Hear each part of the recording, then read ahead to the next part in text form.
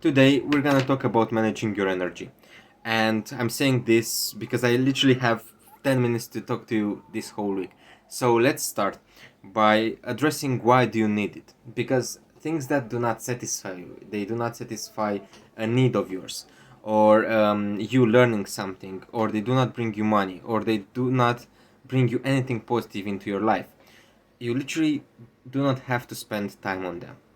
So there are things that you need to do, things that you want to do, things that you feel like you should do, but they're not important. So if you remember the Eisenhower matrix, we're going in that direction, but this is even more trimmed.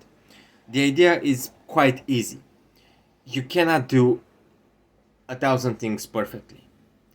You have to choose which ones deserve your energy, because it's that song with big energy, which I find it extremely funny, but it's basically the same idea. You need to have big energy in the areas that matters to you, right? The things that bring you, let's say, health, that's important, right? The things that build you financial freedom or financial stability, or however you want to call it. And the people that lit your soul on fire, those are things you need to have. But um, some hobbies you can do as, right, what it sounds like, right, like hobbies. For example, building Legos, right? I do love Legos. I do bought some sunflowers. I'm not gonna pick them. I do love their flowers collection. But the idea is I'm not gonna spend time on that unless I really do want some leisure activity. So if I'm buying some set or whatever, I'm not building it right now when I know that I need to have to do other things. And the same goes with those videos, right? These videos do not bring me anything rather than me deciding to share some knowledge, which I absolutely love. So it's something that I'm doing as a hobby. If a thing that you've been working on, or a thing that you aspire to work on, it has not paid you in the last 12 months, that's a hobby, right? That's nothing else. It's something that you do for pleasure. And if you're doing it for a monetary reward, then you should look into alternative ways of doing it, or if it's even worth your time.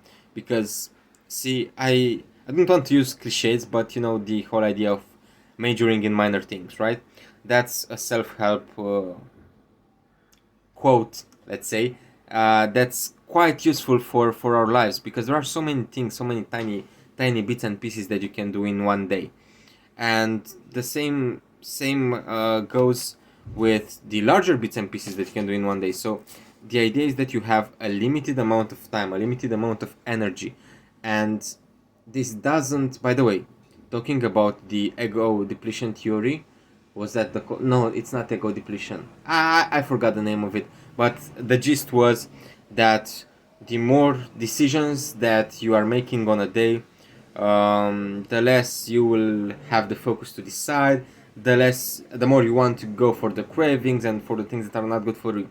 I'm telling you, there is only one thing that dictates how easy it is for you to fall to the cravings, and that's lack of sleep. Other than that, if you are a person who is not chronically tired, then you should be able to control your cravings perfectly on your own.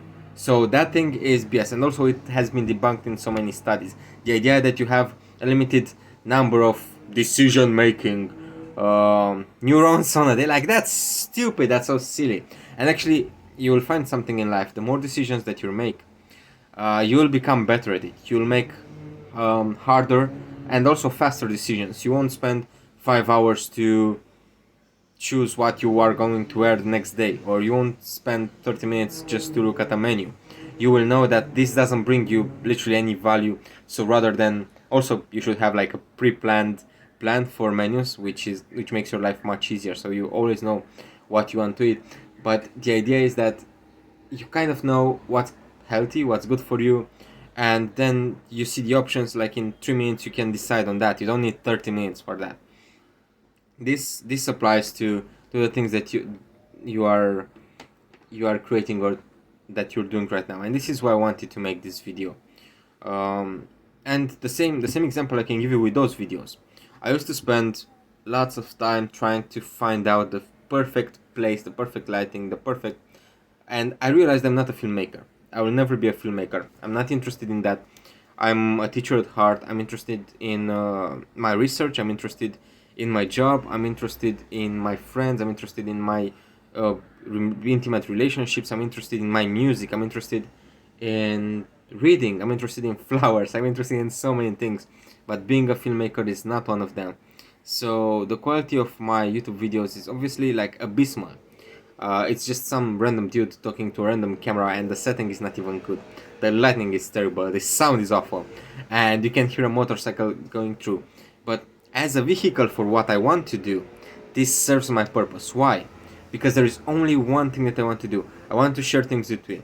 I want to discuss things with you. And I don't care right now, in this moment, I don't care for the recognition.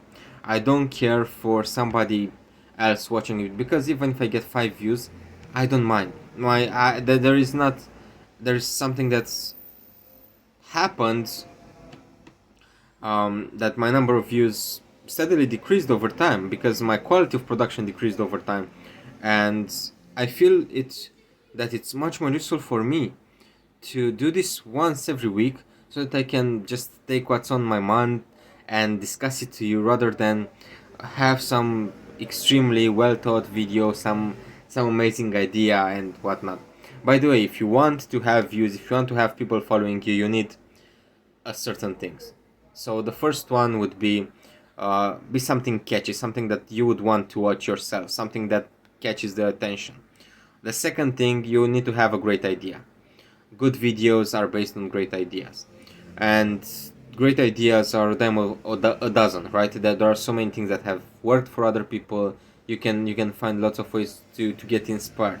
If you're creating something entirely new, that's also amazing. That's a bit tougher, but you can start from things that already people already done, and just improve on their ideas, right? And this also helps if you have the time, if you want to do it, if you're planning to create something more than a hobby from YouTube. And the last thing that you need is, you need a good setting, you need a good filmmaking skill, and that combines the whole idea of a pleasurable watching experience. And how I'm making the decision of not focusing on this? Well, at this moment, I do not have the time. So let's be blunt.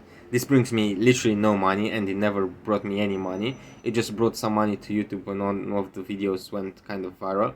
But I never saw anything from it, so why bother? I right now, the thing that I'm doing right now is the thing that sets my heart on fire, the thing that I love, like talking to you as if you are my friend or my little brother, or I don't know, something of that nature.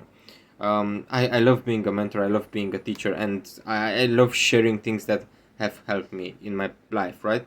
So how I'm making a decision, it's not bringing me any money. It brings me pleasure because I'm not doing it for money. I'm doing it for what I told you. So this means lower quality. It's still a video where I'm sharing my ideas. It's the same stuff.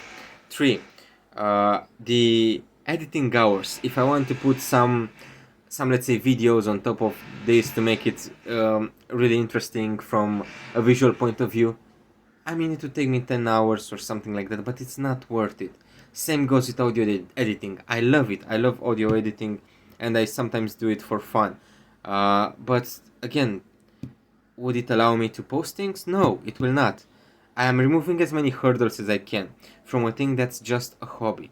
So the idea is, the spiel here is that you need to understand why you're doing each certain thing.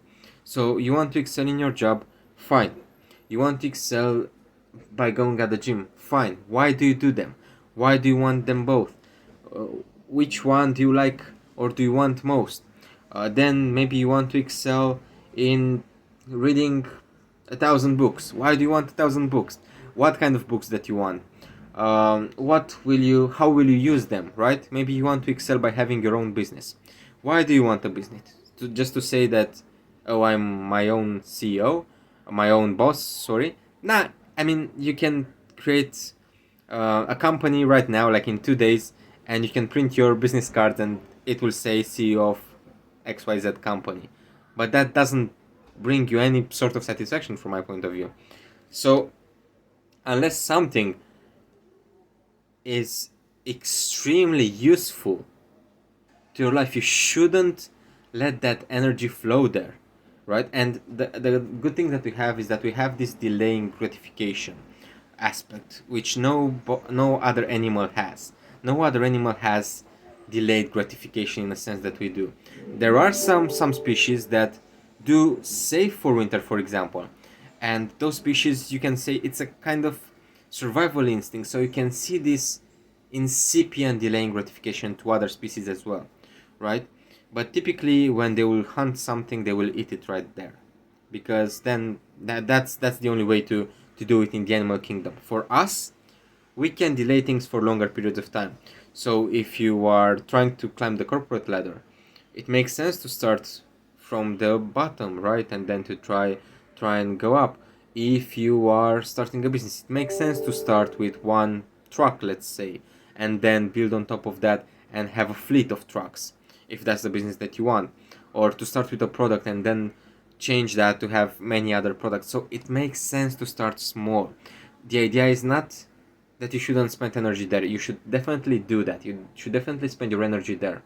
But typically, only 20% of energy goes to those endeavors, and 80% is wasted on other things. You shouldn't spend your energy on just hobbies, um, or your mental energy, so to speak. You can spend your time, it's good leisure time, right?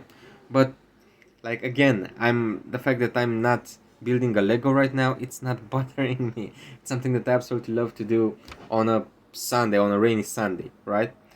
The fact that I have unbuilt Lego sets in my house, I have 3 of them right now, it doesn't bother me. It doesn't bother me at all. And see, the same goes with YouTube.